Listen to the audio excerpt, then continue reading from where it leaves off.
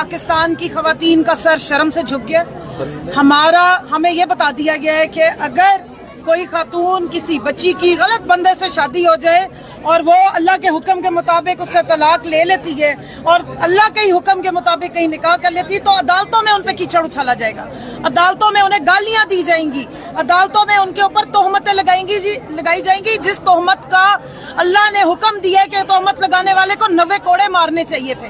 وہاں ایک گھٹیا غلیظ آدمی آ کے عدالت کے سامنے گالیاں دے کے, یہ صرف زبانی نہیں تھا, ایکچوئل میں گالیاں دی گئی ہیں, وہاں پر گندے الفاظ کے ساتھ ساتھ باقاعدہ گالیاں استعمال کی گئی ہیں اور 10 منٹ کا کہہ کے 25-30 منٹ وہ یہاں پہ کھڑے ہو کے صرف اور صرف سیاسی تقریر کرتا رہے, سیاسی بکواس کرتا رہا, اپنی سابقہ بیوی اور ان کی بہن کے اوپر کیچڑ اچھالتا رہا. اور اس کے جواب میں حیران ہوں کہ جج صاحب نے پھر یہ نہیں کہا کہ بشرا بی بی کو بھی بلا کے سنا جائے. مجھے بتائیں آج 4 مہینے ہو گئے بشرا بی بی اندر کس خوشی میں بند ہے جب کیس ہی ڈیسائیڈڈ نہیں ہے؟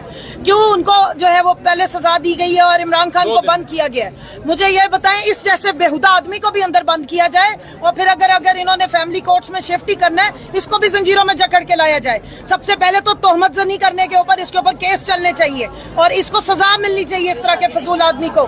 اس کو میں یاد کرا دوں اس گھٹیا غلیظ آدمی کو کہ اس نے اپنی بیٹی کی دوست سے شادی کی ہے 19 سال والی, جس کو آج جو ہے وہ اللہ اور رسول یاد آ رہے تھے.